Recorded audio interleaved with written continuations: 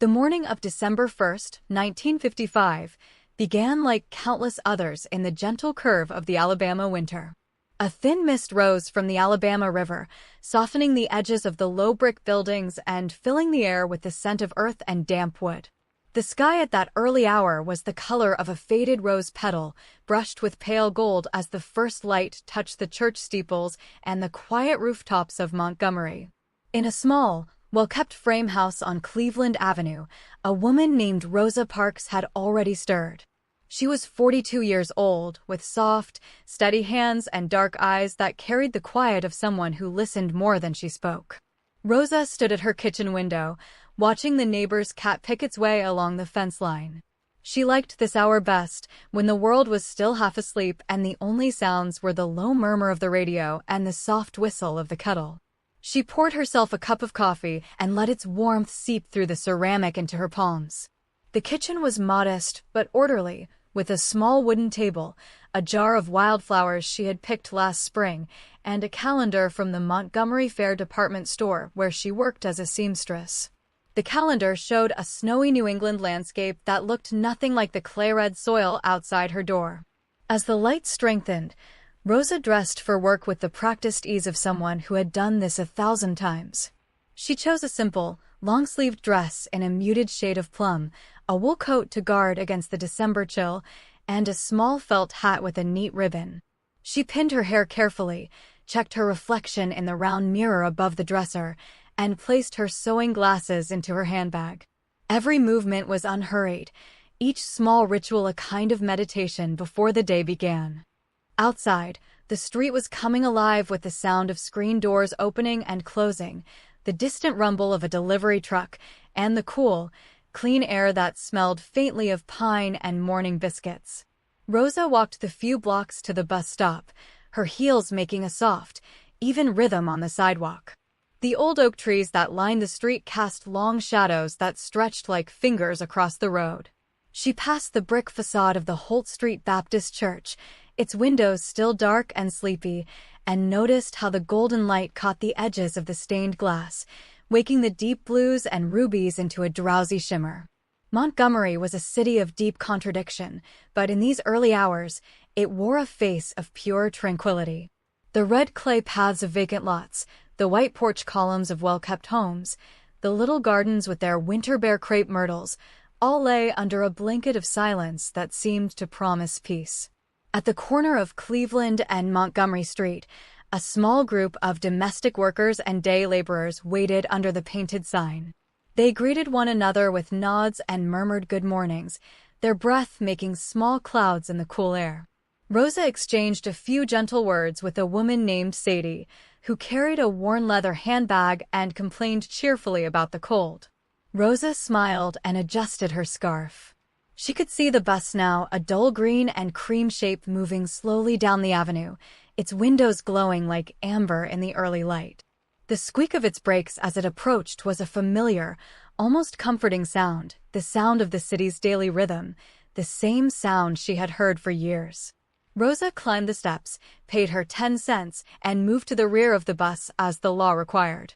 The interior smelled of old leather and cold metal, with a faint trace of cigarette smoke. She took a seat in the row just behind the section reserved for white passengers, settling by the window where she could watch the neighborhood drift past. The morning light fell through the glass in great, soft rectangles, illuminating the dusty floorboards and the worn fabric of the seats. As the bus trundled down the street, Rosa watched the storefronts slide by, the grocery, the tailor, the little cafe where men in caps sat drinking coffee. It was a scene so ordinary, so deeply woven into the fabric of her life, that it could not yet hold any weight of history. The workday passed in its usual quiet rhythm for Rosa Parks. Inside the Montgomery Fair department store, she sat in a small pool of light near the back of the alterations room, her fingers moving with the precision of nearly 2 decades of needlework. The air was warm and still, filled with the scent of fresh cotton, steam from the pressing machines, and the faint lavender of the lady's coat she was mending. Bolts of fabric and soft pastels and deep wools leaned against the walls like sleeping giants.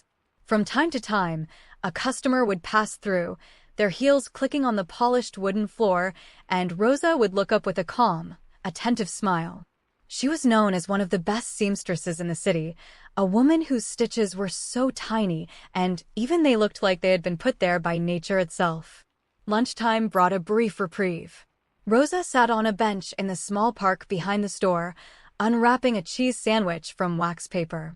The sun, now higher in the sky, had chased away the morning chill and left behind a pleasant, honeyed warmth. Pigeons waddled across the brick path, their iridescent necks catching the light as they pecked at invisible crumbs. She watched a young mother pushing a baby carriage along the sidewalk, the wheels squeaking with a gentle, repetitive note. Rosa allowed herself a few minutes to simply rest, her hands folded in her lap, her mind traveling to the meeting she would attend at the NAACP the following week. She thought about the letters she had been typing, the stories of quiet humiliations that she heard and collected like stones in a deep pocket. When the clock struck 5, the waning winter light had already begun to soften the edges of the city. Rosa put away her tools, said goodnight to the other women, and stepped out into the late afternoon. The sky was a cool, clear lavender, with the first faint star winking above the rooftops. The air had turned crisp again, and she wrapped her coat tighter, feeling the pleasant tiredness in her shoulders and the back of her neck.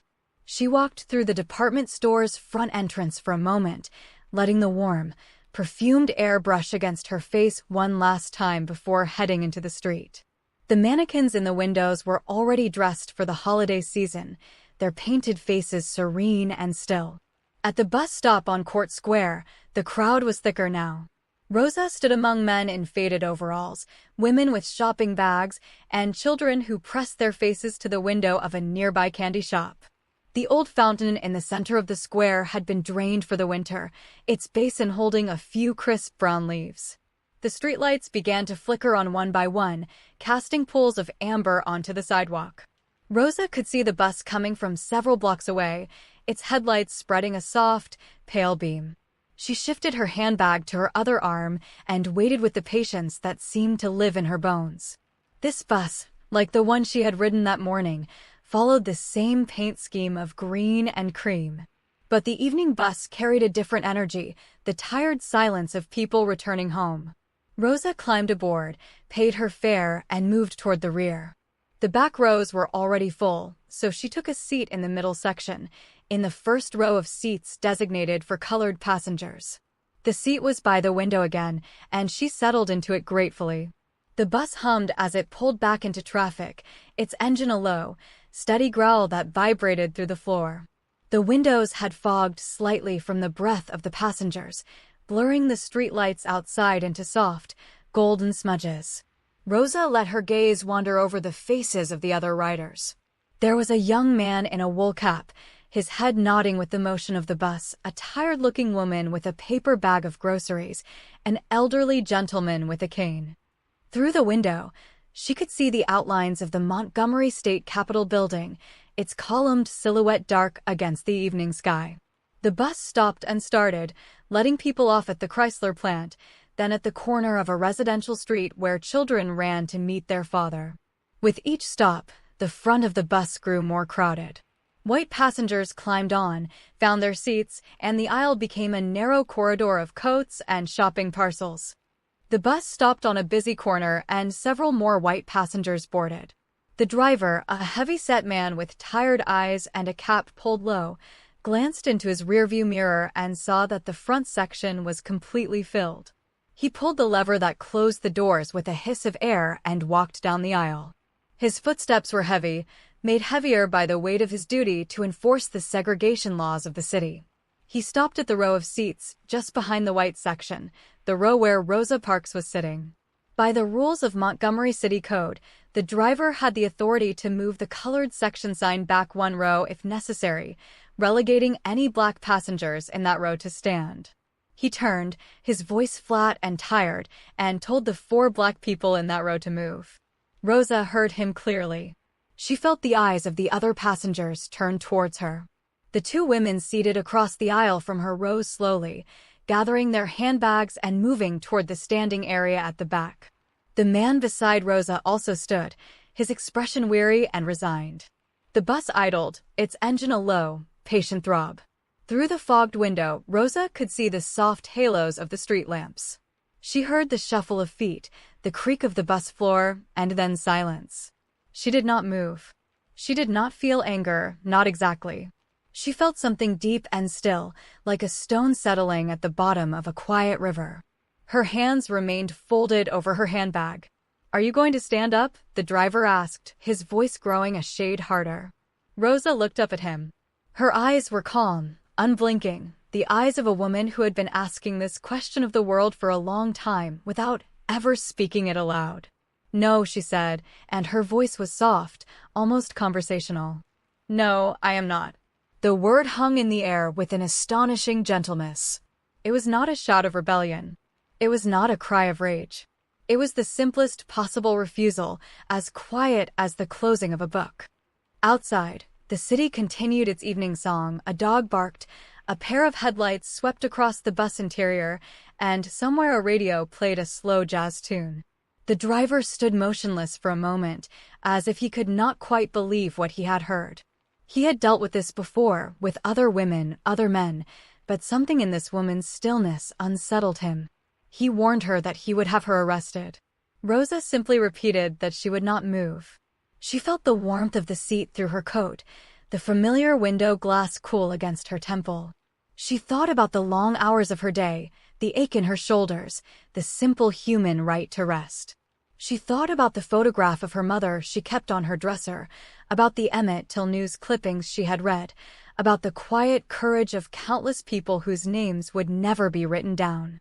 The bus sat there, its engine rumbling, a little world paused in time. The driver turned and walked back to the front of the bus, his footsteps echoing in the thick silence. He opened the doors and stepped down to find a police officer. In the bus, no one spoke. The white passengers stared ahead or looked out the windows, their faces a mixture of discomfort and disbelief. In the back, the black passengers exchanged glances but remained still. They knew that even a murmur might draw unwelcome attention. Rosa looked out through the fogged glass at the dark outline of a magnolia tree, its leathery leaves catching the streetlight. She noticed the quiet beauty of that moment, the way the light and shadow danced on the wet pavement, the peaceful ordinariness of the scene. She felt an unexpected sense of peace, as if a long-troubled piece of her soul had finally clicked into place. The minutes that followed passed with the strange elasticity of a dream. 2 police officers boarded the bus, their badges glinting under the interior lights. One of them, a young man with a ruddy face and a notebook, asked the driver what the trouble was. The driver gestured toward Rosa. The officer approached her, his tone polite but official. He asked why she would not stand up. Rosa looked up at him and asked a quiet question of her own. "Why do you all push us around?" The officer had no answer. He simply said she would have to come with them. Rosa did not argue. She gathered her purse, smoothed her coat, and stood with the same deliberate calm she had shown all evening. No one cried out, no one protested. The bus was a capsule of held breath. Rosa Parks descended the bus steps behind the officers, her heels meeting the pavement with the same soft rhythm that had carried her to work that morning. The night air was crisp and clean, tinged with the cold breath of December. The streetlights painted long golden stripes across the sidewalk, and the only sound was the distant bark of a dog and the fading rumble of the bus engine as it pulled away, its passengers still silent. Rosa did not look back at the bus. She kept her eyes forward, watching the officers' shadows stretch and shrink as they moved under each lamp. The city around her had gone strangely quiet, as if even the old magnolia trees held their breath. The police car was parked just around the corner, its black surface gleaming under the street lamp. One officer opened the back door for her, and she slid onto the cool vinyl seat, her handbag resting in her lap. The car smelled of coffee and stale cigarette smoke. Through the cage grate separating the front and back, she could see the backs of the officers' heads as they spoke in low, unintelligible tones. The radio crackled occasionally with static and distant voices. As the car began to move, Rosa watched the familiar streets of her city slide past, the rows of small bungalows, the corner grocery with its iron bars already pulled down, the illuminated clock face of the Montgomery County Courthouse showing 10 minutes past 6. At the city jail, a low, unremarkable building of beige brick, Rosa was led inside. The fluorescent lights hummed overhead, casting a pale, sterile glow. The booking process was eerily calm, conducted in near silence. An officer took her handbag and noted its contents: a few dollars, a handkerchief, her sewing glasses. They asked her name, her address, her place of employment. Rosa answered each question in a voice as steady as a metronome. Her fingerprints were rolled onto a card, the ink cool and sticky on her fingers. A mugshot was taken, the camera flash a brief, blinding sun. Through it all, Rosa remained composed, her face a quiet mask of dignity. She felt removed from the scene, as if she were watching herself from a great and peaceful distance. Word of the arrest began to travel through the evening with the speed of rumor. A friend of Rosa's, who had been on the bus, called the home of E.D. Nixon, a prominent local civil rights leader and former head of the Montgomery chapter of the NAACP. Nixon, a Pullman porter with a deep, resonant voice, immediately began making calls of his own. He phoned the jail to find out the charge, then called a white lawyer named Clifford Durr and his wife Virginia, who had known Rosa through her work as a seamstress. The Durs agreed to help post bail. The circles of communication widened, from kitchen telephones to front porch conversations, weaving a net of solidarity in the cool night air. Rosa was released on bail later that evening. She stepped back out onto the street, and the same cold air that had witnessed her walk into custody now brushed her face like a welcome friend. She was driven home by E.D. Nixon, who asked her gently if she would be willing to let her case become the test that the community had long been searching for. Rosa understood the gravity of what he was saying. She looked out the car window at the dark, sleeping houses and thought about the thousands of women and men who had silently endured the same indignity. She thought about the tired feet and the long walks, the small humiliations that accumulated like dust. "I'll go along with it," she said quietly, her voice steady. The car drove on, its headlights cutting a soft path through the winter darkness. When Rosa finally returned to her little house on Cleveland Avenue, the night had grown deep and still. She took off her hat and coat, set her handbag on the table, and sat for a long moment in the chair by the window.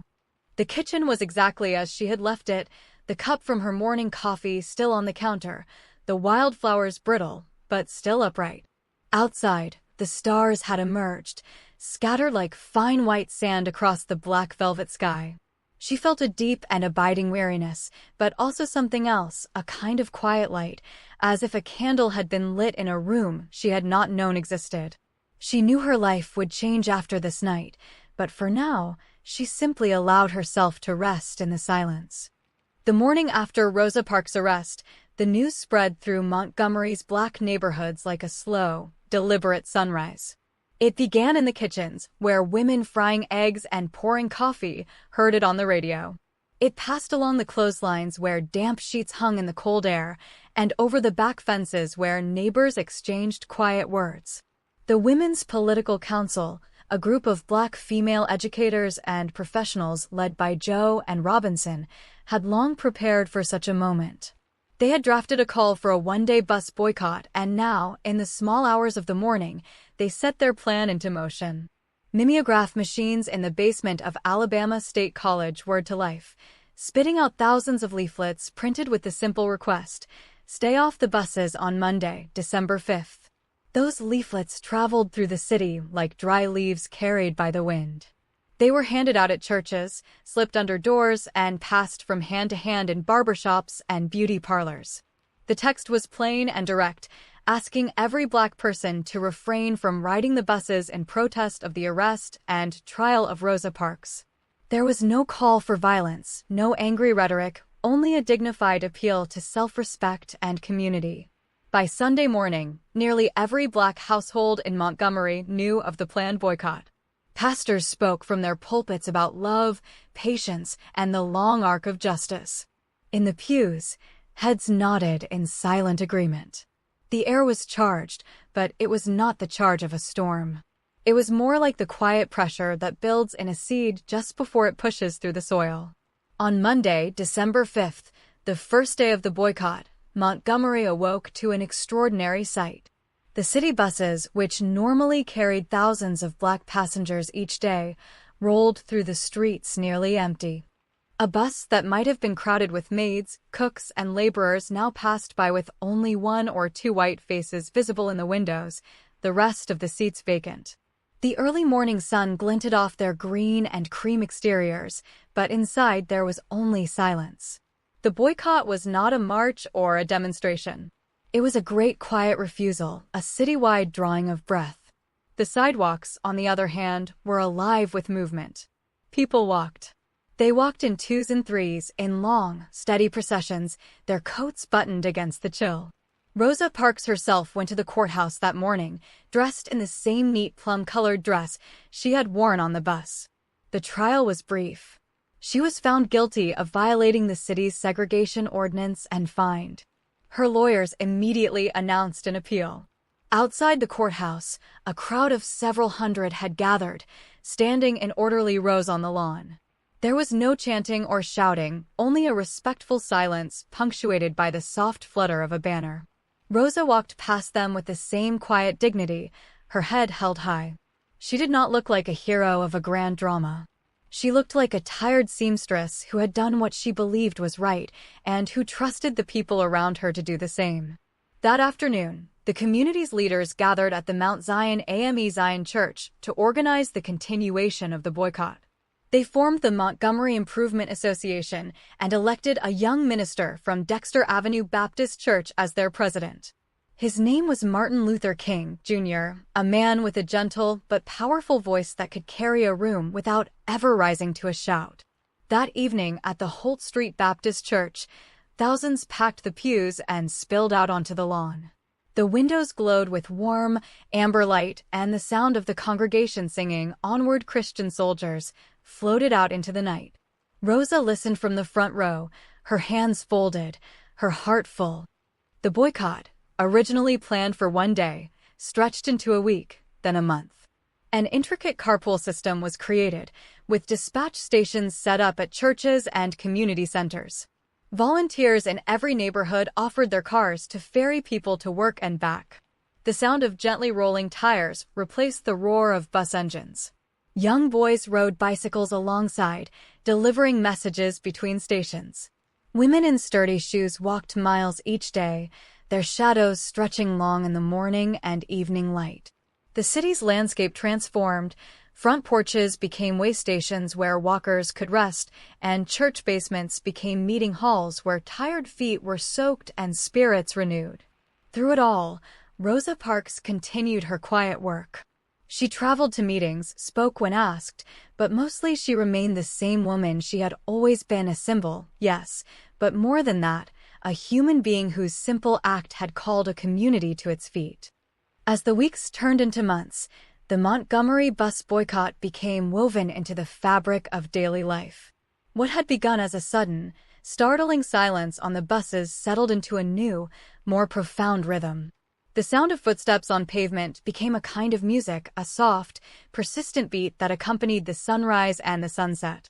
People learned the distances between their homes and their jobs with an intimacy they had never known.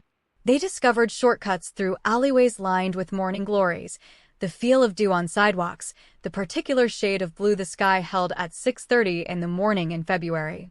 The boycott was not a battle, it was a long, quiet walk. Rosa Parks herself had lost her job at the Montgomery Fair department store. The boycott had made her a target of economic pressure, but she faced this new hardship with the same quiet resolve she had shown on the bus. She took in sewing at home, her fingers still flying with their old precision, mending clothes for neighbors and creating dresses from scraps of fabric. Her living room became her workshop, the sewing machine humming late into the night while the radio murmured news of the boycott's progress. Often, her husband Raymond would sit nearby, reading or simply keeping her company in the gentle pool of lamplight. The house on Cleveland Avenue remained a sanctuary, a place of soft shadows and steady love. The carpool system grew more organized, with pickup points marked by discrete signs and a telephone network that could coordinate rides across the city in minutes. At dawn and dusk, private cars moved like patient beetles over the streets, headlights glowing in the winter mist. Gas stations were filled not with tension, but with quiet courtesy, as drivers refueled their cars with donated funds. Church parking lots, which in the morning held only a few cars, became bustling centers of activity, with volunteers handing out coffee in paper cups and children playing on the grass while their parents waited for a ride. The whole city seemed to breathe together, a great collective lung inhaling hope and exhaling endurance. In the courts, the legal battle wound its quiet way forward. On June 5, 1956, a three-judge federal panel ruled in the case of Browder v. Gale that Alabama's bus segregation laws were unconstitutional. The news arrived like a soft but steady rain after a long drought, soaking into the hearts of those who heard it. There were no immediate celebrations in the streets, no fireworks or parades. Instead, people gathered in their homes and churches, listening to the radio with the same quiet intensity they had given to the walking. The decision was appealed to the United States Supreme Court, and the waiting continued, but a light had been lit at the end of the tunnel, and everyone could now see it. Finally, on November 13, 1956, the Supreme Court affirmed the lower court's decision. The boycott had lasted 381 days. It had not ended with a clash or a declaration, but with a simple legal order. And then came the quiet morning of December 21, 1956, when Rosa Parks, along with other leaders, climbed aboard the first integrated bus in Montgomery. It was an early, cool morning with a pale winter sun just breaking over the rooftops. Rosa took a seat in the front of the bus, the same section she had been arrested for occupying over a year before. She sat by the window again, and the same amber light that had filled her quiet refusal now fell on a changed world. She did not speak to the cameras. She simply looked out at the streets she had walked so many times and smiled a small, private smile. In the years that followed, Rosa Parks and her husband moved to Detroit, seeking a quieter life away from the intense gaze of history.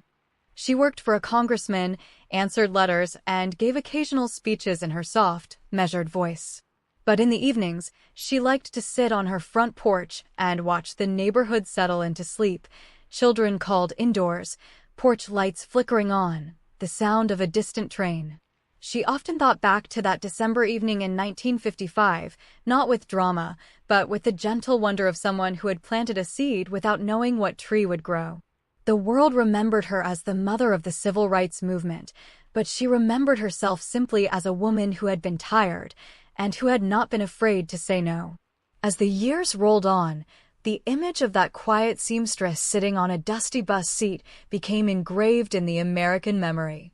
But perhaps the truest picture of Rosa Parks is not the moment of her arrest, but the 1,000 quiet moments that came after, the endless days of walking, the shared cups of coffee in chilly church basements, the soft glow of a sewing machine lamp in a small frame house. History is not only made in grand gestures. Sometimes it is made in the stillness of a woman looking out a window, choosing dignity over convenience, and trusting that the world can change with the softest of refusals. So as you close your eyes, imagine that slowly rolling bus, the golden streetlight, and one calm voice saying no, and the ripples of that single word spreading outward, gentle as a pebble dropped in still water, into a more hopeful dawn.